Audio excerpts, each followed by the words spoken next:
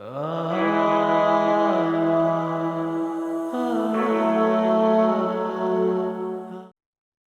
जी मां मूंखे सना जी ख़ुशबू जो पी ॾाढो सुठो लॻो। जी बिल्कुलु। छो न सुभाणे हुनखे कॉल करे हुनखे मुंहिंजे धीअरुनि खे लंच या डिनर जी दावत ॾिजे। छो न, बिल्कुलु। बल्कि मां उन्हनि खे हाणे ई फ़ोन करे थी वठां।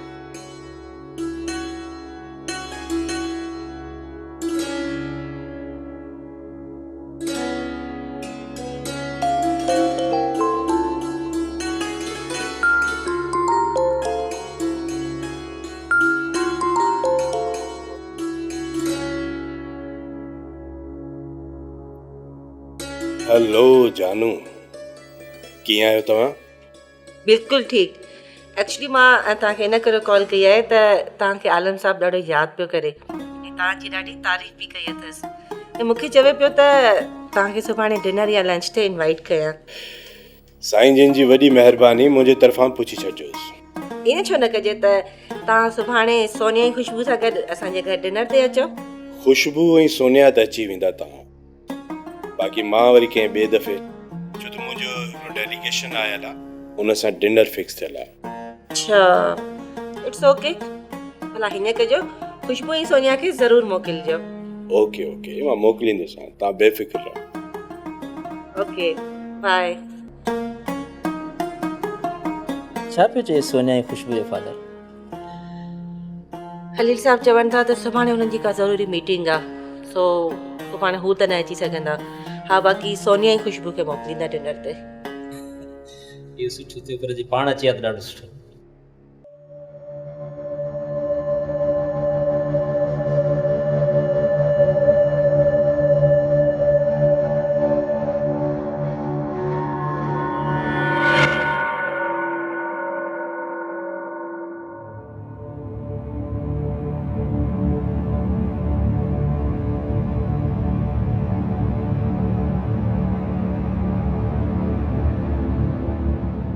नताशा, मां सम्झां थो त मंज़र जो मङणो तुंहिंजी सिस्टर सां न थियो, हुनजी तकलीफ़ तोखे ॾाढी थी वेंदी, पर छा मुंहिंजो हाणे हिन घर में दिलि नथो लॻे। नताशा, तोखे एडजस्ट करणो पवंदो। असां घणियूं कोशिशूं कयूं, पर थियो उहो जेको रब खे मंज़ूर हुयो। हाणे हिन ॻाल्हि ते सोचणु ऐं कावड़ करणु अजायो आहे। रब खे मंज़ूर हुयो या तुंहिंजी भाॼाई खे? मां हाणे तुंहिंजी फैमिली सां गॾु नथी रही सघां। प्लीज़ नताशा, अहिड़ियूं ॻाल्हियूं न कर जिन सां घर जे माहौल में ॾिफोड़ पवे ऐं असांजे खानदान जे विच में वेछा पवनि। सिधी ॻाल्हि छो नथो करीं त मुंहिंजी हिन घर में का हैसियत नाहे, ऐं जेकॾहिं मुंहिंजे हिते हुजण सां तव्हांजे खानदान में वेछा था पवनि त पोइ संभाल पंहिंजे खानदान खे ऐं मूंखे। नताशा, ही तू कहिड़ियूं ॻाल्हियूं थी करी? छा मतिलबु आहे तुंहिंजो? मतिलबु साफ़ आहे, मां हाणे हिन घर में नथी रहणु चाहियां। पर आख़िर छो? तूं ईअं छो थी करणु चाहीं?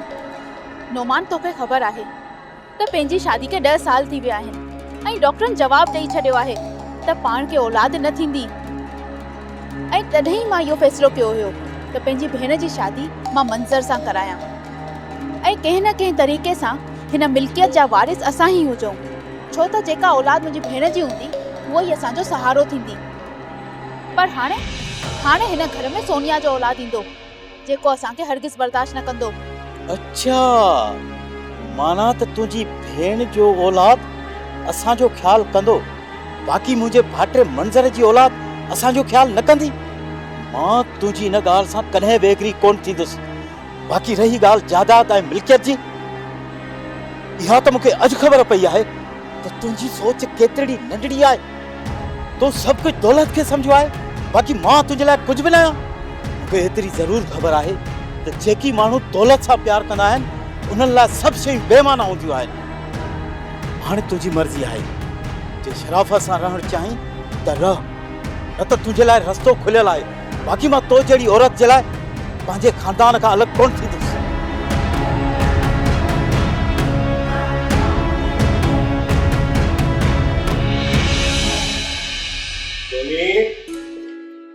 सोनी पुट सोनी पुट जी बाबा। पुट सोनी किथे आहे? बाबा सोनी त अञा निंड पई आहे। अच्छा ठीकु आहे, मां वञा पियो ऑफिस ऐं थोरी देरि सां ईंदुसि। ठीकु आहे। ठीकु। ऐं हा, आलम साहब वारनि सां ॻाल्हि ॿोल्हि थी हुई टेलीफोन ते। अॼु तव्हां ॿई तयारु थी उन्हनि ॾांहुं वञो, हो डिनर ते वेंदा। ठीकु आहे। ओके बेटा। ओके। ओके ठीक। अल्लाह हाफिज़। ओके।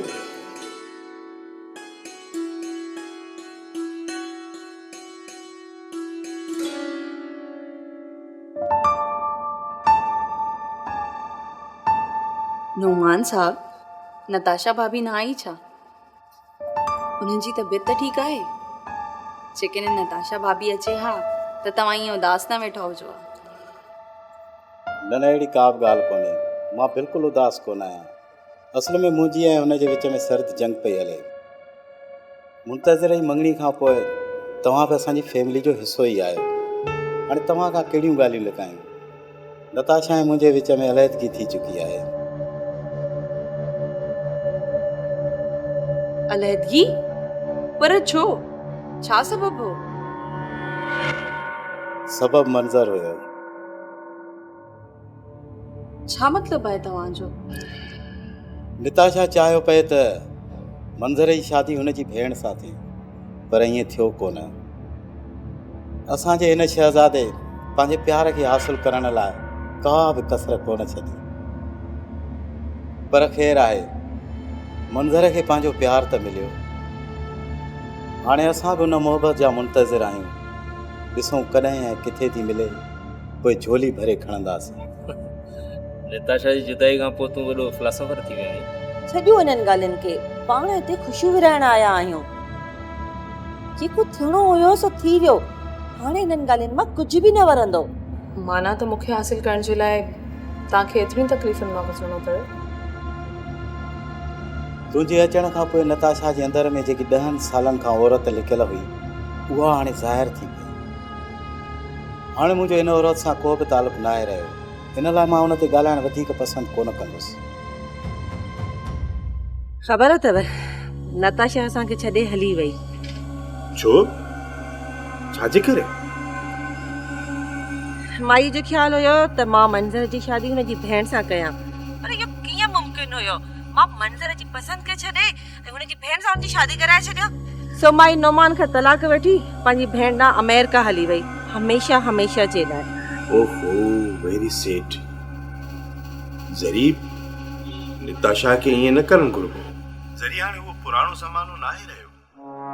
माण्हू खे आज़ादु छॾियो वञे त जीअं हू पंहिंजे ज़िंदगीअ जा फ़ैसिला पाण करे सघे। तव्हां बिल्कुलु सही था चओ।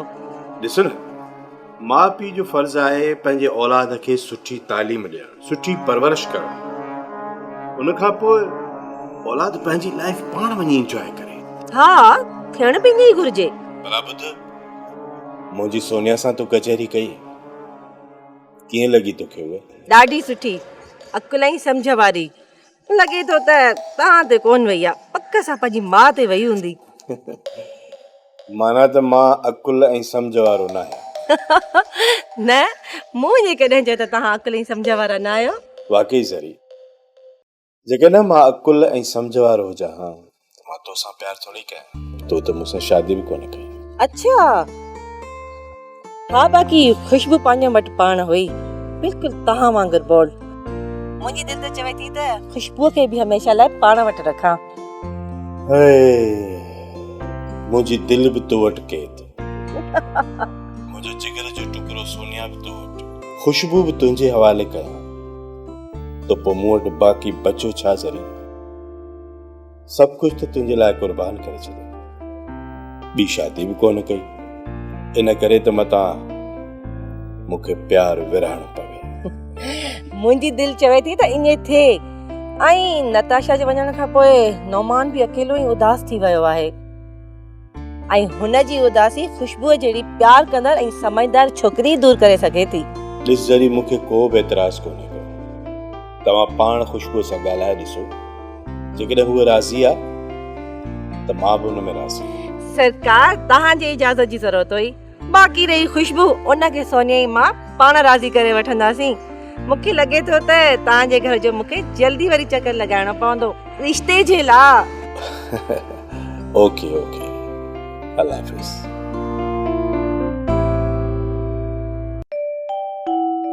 मंज़र, खुशबू ॾाढी भली छोकिरी आहे। मूंखे हुनजी ॻाल्हियुनि ॾाढो मुतासिर कयो। हक़ीक़त आहे, खुशबू यकीनन ॾाढी सुठी छोकिरी आहे। मतिलबु त सोनिया खां पहिरियां तोखे खुशबू मिले हा त तूं छा हुन सां शादी करीं? चाचू, तव्हांखे ख़बर आहे त सोनिया सां शादी करण जो सबबु छा आहे? इहो त तूं हुनखे चाहींदो आहीं? न, बिल्कुलु बि न। मुंहिंजो सोनिया सां शादी करण जो सबबु खुशबू आहे। छा मतिलब? अहिड़ी ग्रेट छोकिरी ख़ुशनसीब माण्हुनि जे हिसे में ईंदी आहे। जे वाकई खुशबू एॾी वॾी कुर्बानी ॾिनी आहे त उनखे उन कुर्बानी जो सिलो ज़रूरु मिलणु घुरिजे। खुशबूअ सां मुंहिंजे रिश्ते जी ॻाल्हि कर। जे हूअ राज़ी थी वञे त पोइ असां गॾिजी हिकु ई ॾींहं ते शादी कंदासीं।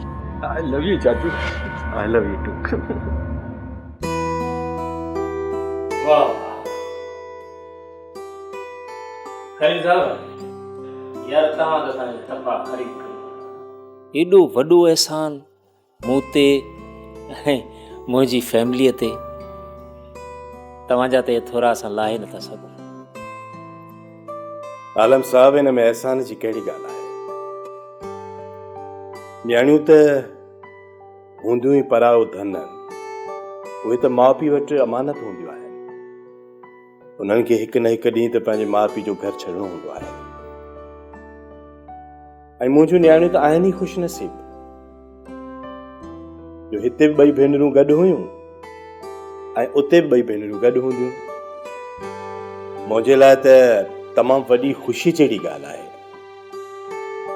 हाणे जॾहिं तव्हांजी जहिड़े वक़्तु बि दिलि चए, नौमान जो ऐं खुशबू जो मंगणो करे सघो था।